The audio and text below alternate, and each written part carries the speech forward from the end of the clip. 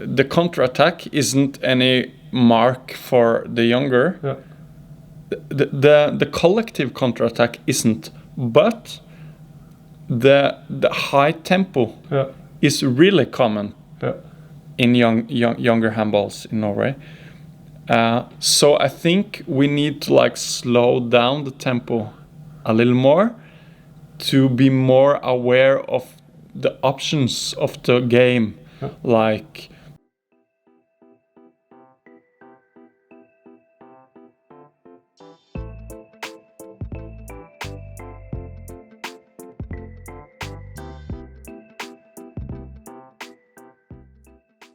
Perfect, Patrick. Who are you?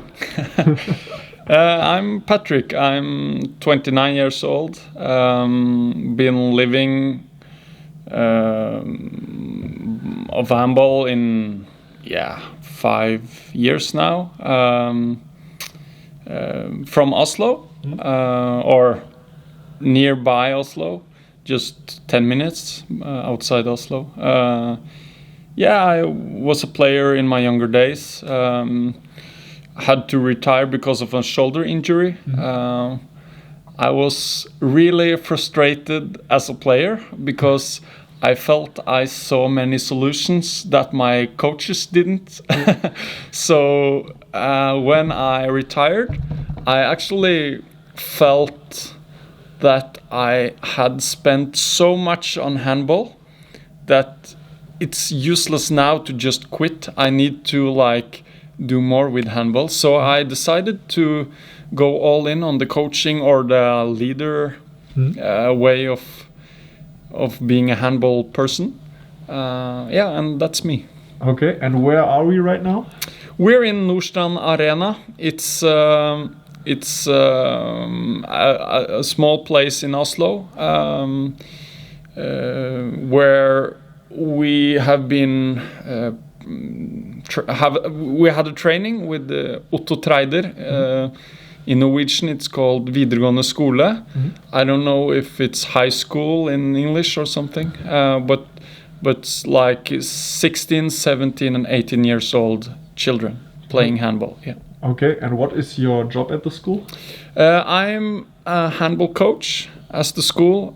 We're having like a flat roles in the school with the coaches. So I'm a handball coach, and we are 3 handball coaches, 1 goalkeeper coach, and we have this physical team with us with 1 physical coach. Okay. How often did the school's kids practice here? They practice 2 times a week in this school. On the first day of training, they go to the gym with our physical coach or fitness coach, and they work on their strength. The other day of practice, they go to Norwegian Arena here and they play handball. Okay. And how are they selected? Is this a private school? This is a private school. So everyone who search for higher education in handball, or no, the school is organized as a normal school, but you can choose to play handball. So it's a really good school system, but as you said, it's a private school, so everyone who wants to pay for this school gets the opportunity. So Okay, so they are not selected in that way. So they apply here. And then they will come at the school. Okay. What is the main goal for the school? Our main goal is to educate school children, first of all, to give them a good education and to teach them to be good persons. But in the handball program, we have actually one saying or statement that we develop kids to play handball in high level or in low level. It doesn't matter if you want to get really good or not that good. We focus on the joyness of handball, and we create an environment within the groups that makes the players develop to their ambitions. So, and no one is ruined for each other. We have to like push each other on their ambitions, but we want to include everybody. Yeah. Okay. And did the school work with the club together? We don't have like any system with one club. Our students is playing for many different clubs especially around Oslo. But we're really interested to work with the clubs. Like, we're sending our information, how we work, to the children's main coaches and everything. So we try to explain what our program gives the children, and if the coaches or the clubs wants to talk to us about that, we say just welcome, and we talk to them. What problems did you see in that kind of school system? I have many thoughts of that. First of all, I see. I know many other handball programs in other countries. I know that some in Germany, for example, you can have one school working with one club. In that kind of system, you get really good control of the players.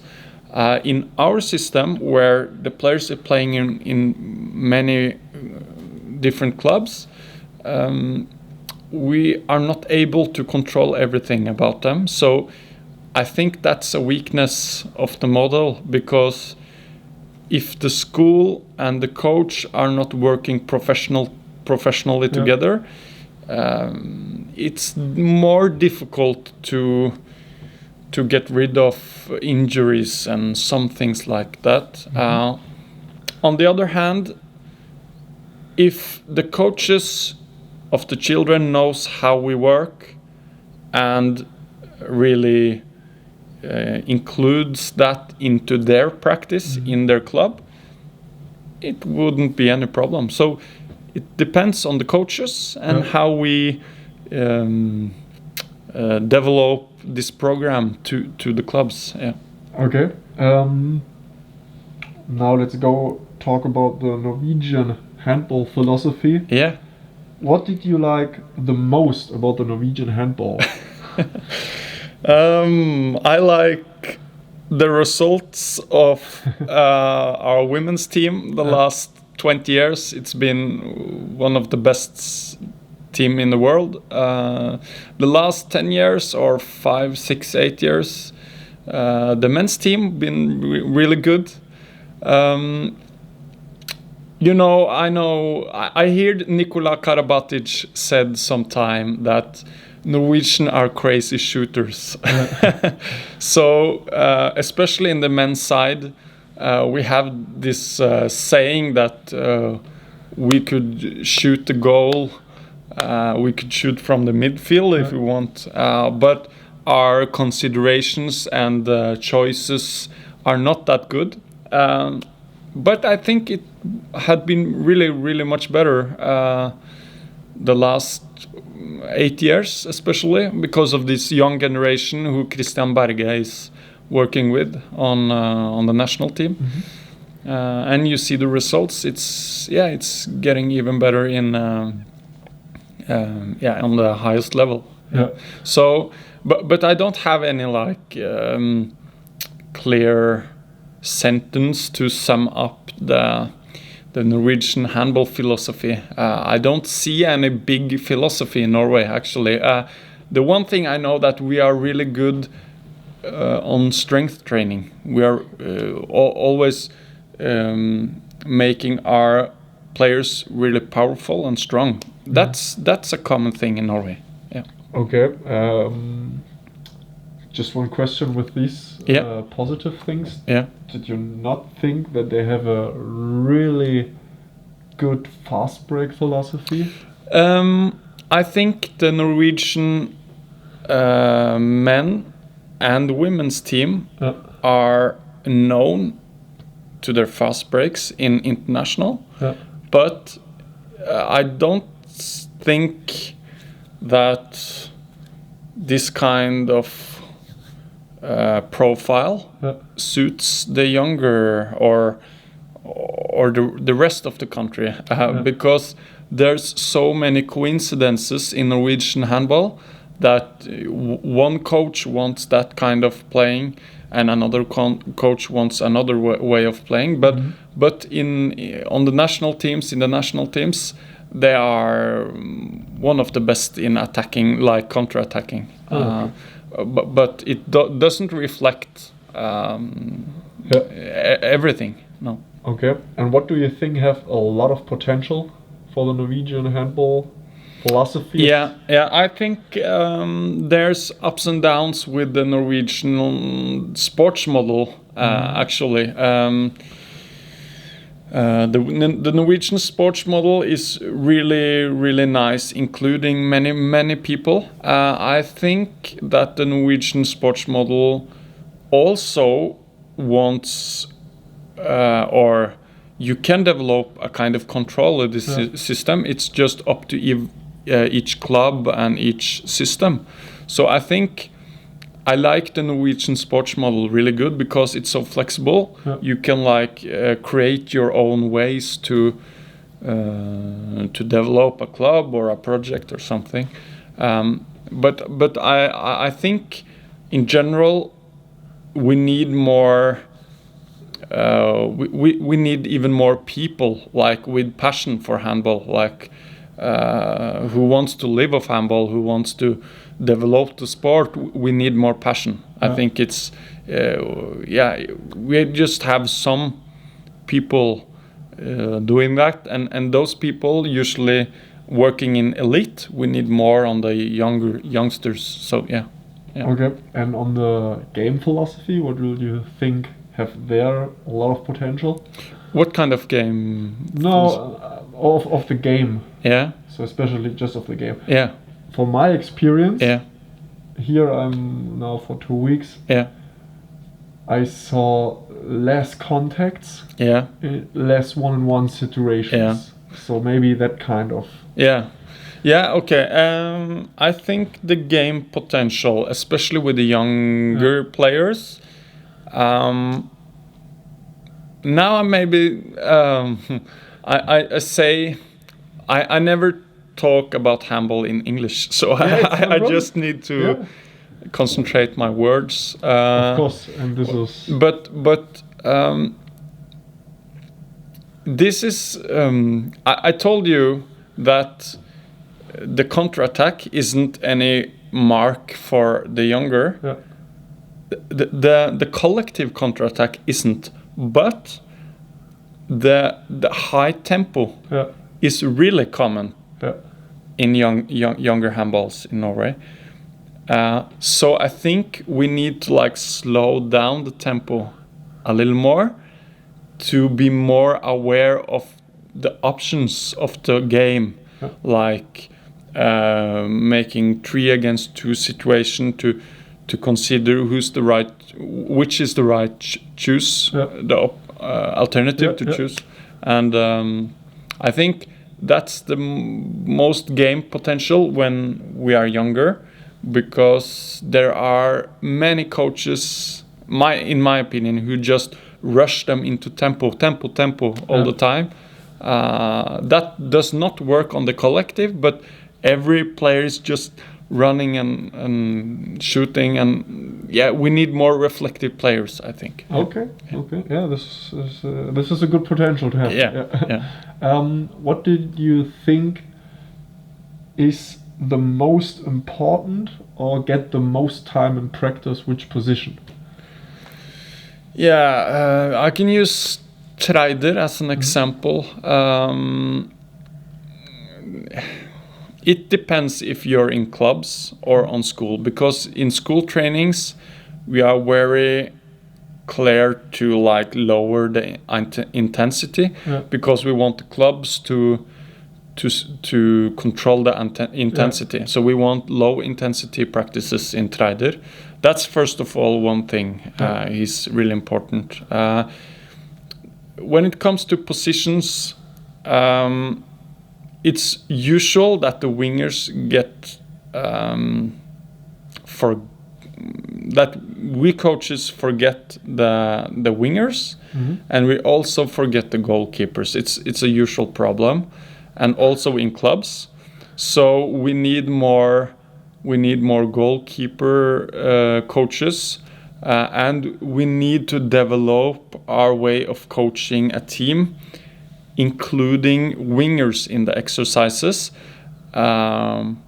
But it's difficult, because when the kids are really young, you have like to learn them the basics.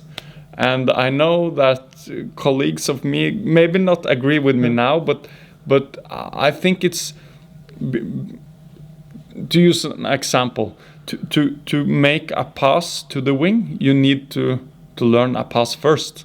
So you cannot make this pass, and also you need to like use your shoulder on the right way to not get injured. Like you need to build basic, and then you can include the wingers, but even better than we do now, because it's typical to just use the wingers on a goalkeeper warm-up, for example. You just use them in the back positions, but you can warm up the goalkeeper from wingers as well, and it's get more specific for the wingers. So it just depends how you work on it.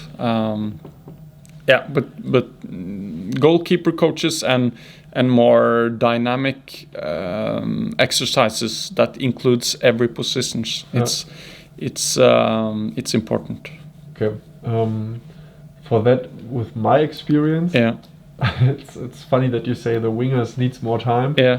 Because I found that this is so specific, and they get so many shots here. In Norway. In Norway, and they got these huge different shot techniques.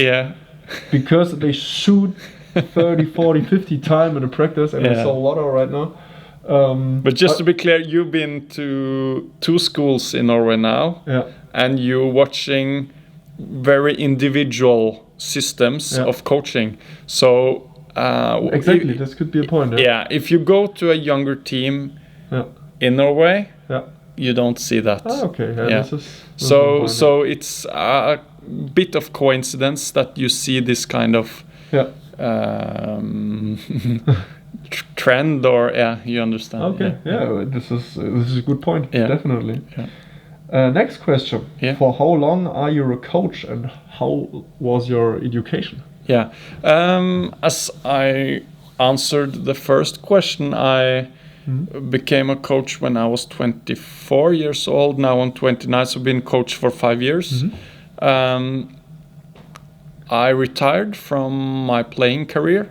I was not that good player, so I wanted to be an even better coach or a leader. In handball, I don't have any big ambitions of being the men's national team coach. I just want to take part of a unique project. So I started on the sports, what is the English word of that school? The Norwegian School of Sports Science in Oslo. And I took my education there, as well as I worked in clubs in evening time. So I get all the practice and the theoretical part within my 3 or 4 years at school. Okay. And which practice theme did you like the most to coach, or which is your favorite training part?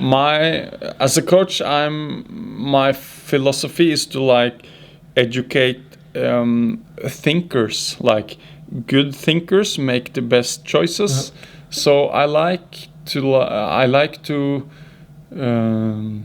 I like Spanish handball a lot. I like short distance to the goal, always pushing between spaces of defense, and making quick choices on short time, to always like develop the thinkers of handball. Because when you see an elite level, you see that the best players, everyone have this ability, has this ability. So that's really important, and that's the nearest my coaching heart. Okay, so the decision, so outnumbered situations mostly, and then okay. And the next question you answered already. In which country would you like to sit in and learn from other coaches? I think it's Spain. It's Spain, but I also curious about German. German? Yeah, actually, I'm curious about how they work, how their system is working, because it's a different. I know that it is a different sport system in Germany than in Norway. So it would be interesting to see how they work. But of course, Spain, I love Spanish handball. I know not much of the Swedish model, but I worked with a really great guy called Torbjörn Klingvall.